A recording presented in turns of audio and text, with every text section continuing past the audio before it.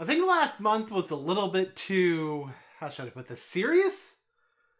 I don't mean the hit list from last month. I mean last month in general. Although last month's hit list was a little bit too much of, let's be super inspirational. Yeah, let's get back to having some fun with this, shall we?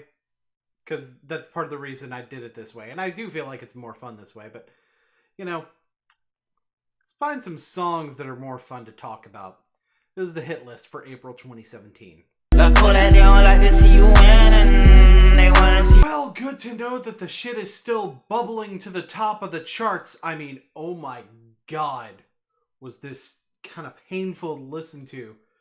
I had heard the Kodak Black wasn't very good, and this kind of proves it. First of all, this is one of the laziest beats I've heard. I would honestly take the prize for laziest beat from Future's Wicked, if not for the flute on here. As a matter of fact, because of that, this is actually a beat, I know I just called it lazy, but it's actually a beat that I feel like I could listen to, if not for the guy rapping over it. I mean, first of all, first thing to point out about the lyrics, it's really his delivery, like that thing, that where he stretches out the N in the fucking chorus is really annoying, and other people may like it. I fucking hate it, okay? I hate it. And, I knew this guy was gonna be problematic when in the first stanza, in the first few bars of the first verse, he rhymes want with want in the middle of a completely different rhyme scheme. I mean, I'll still check out his album because, honestly, I've had artists that are much better on the album than their actual single has proven to be, but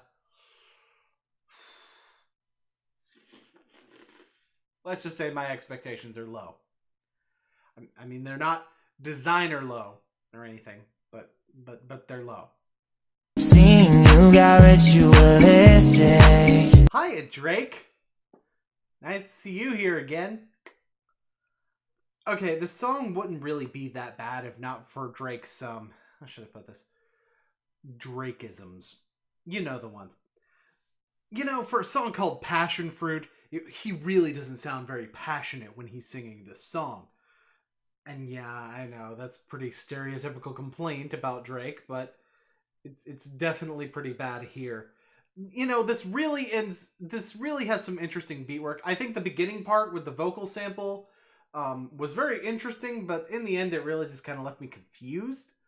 And again, I think things sound pretty decent, but at the end of the day, and the lyrics are good. The lyrics are really good, but at the end of the day, it kind of sounds like One Dance's depressed cousin. And One Dance is already a pretty down-tempo song for something that's supposed to be, a dance song. It's very clear, though, that Drake's got some better songwriters behind him on this song.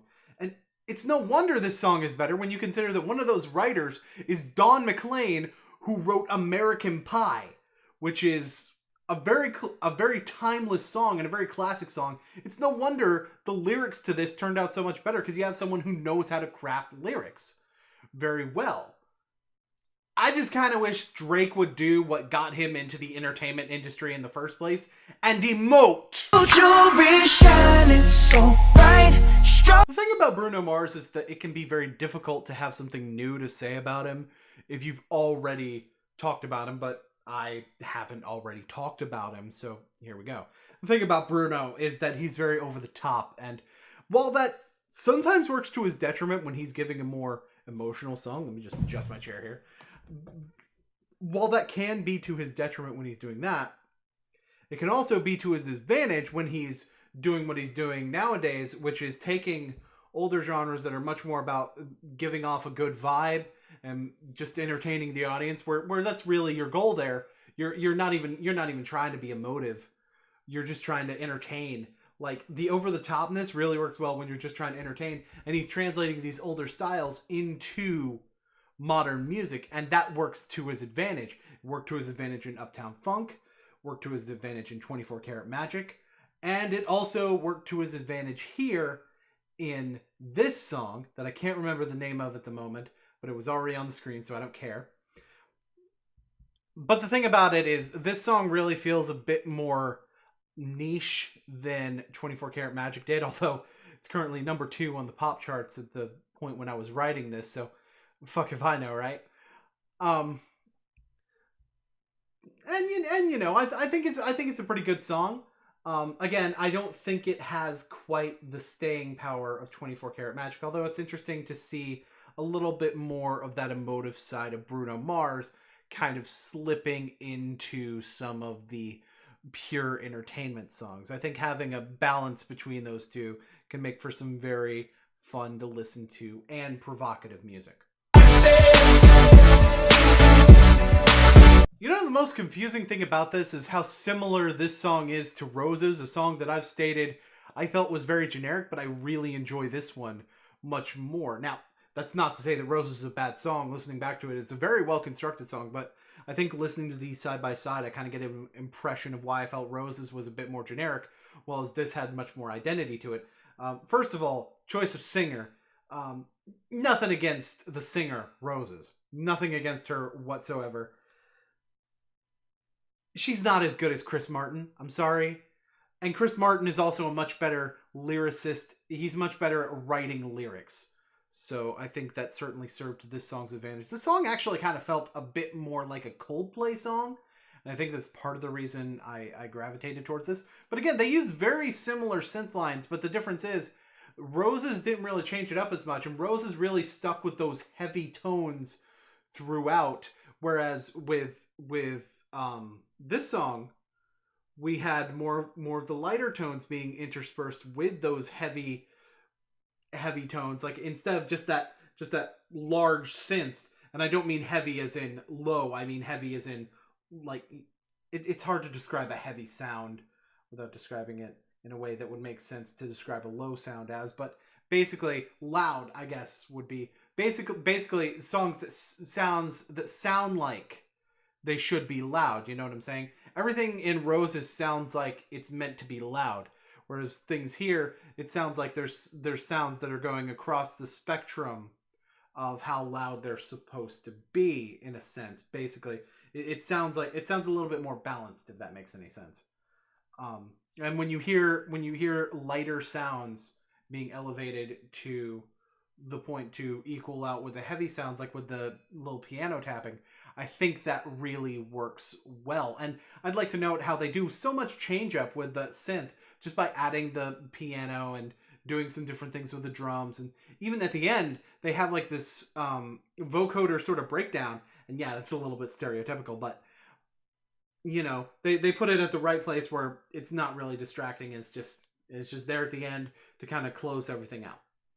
And overall, again, not saying that Roses is a bad song by any stretch of the imagination, but this is a good example of the Chainsmokers having much better stuff in their library. Okay, question. Who here is surprised that when given an opportunity, I put Weeknd at the top of a hit list? But seriously, I do have some very interesting things to say about this song. Whereas Starboy, the song, that was also a collaboration between Weeknd and Daft Punk, was a song that felt much more like a Weeknd song. This one feels much more like a Daft Punk song. And no joke, as much praise as I give to the song Starboy, this is the best song on that album. Bar none. And it's very similar to a song from Random Access Memories, and it sounds like it belongs on Random Access Memories because it really does, because there's a similar song to this on Random Access Memories called Lose Yourself to Dance. It features Pharrell Williams, who, you know, there's certainly some vocal range comparison to make there with The Weeknd. And I really wanted that one to become a hit, but unfortunately it didn't. But I can see why it didn't, though, because the Daft Punk, you know, vocoder vocals that they tend to do, there was a solo section where they layered those on top of each other, and it was really long, and there was really only one verse that got repeated like 2 or 3 times, and, you know, the chorus was kind of slow moving, and it was a 6-minute long song, and I'm like, no wonder this isn't going to be a hit. It's too long for a pop audience. It's a bit too much for a pop audience. An EDM audience fucking eats this shit up. And again, the layered vocals is probably going to confuse a pop audience a little bit more. But with this song, They cut down the length of that vocoder solo, and they didn't really layer the stuff on top of each other. They just had them sort of sing with playing the keyboard. That's basically how you do that stuff. And there were actually two verses, and the repetitive chorus thing was much faster moving and used some different notation to where it really worked much better. I wouldn't say it's a perfect song necessarily, but like I said, it's the best song on Starboy. And honestly, even more so than Can't Feel My Face, I think this deserves the #1 spot on the pop charts. It's just a shame that Ed Sheeran is clogging up that spot with his fucking leftover buffet chicken.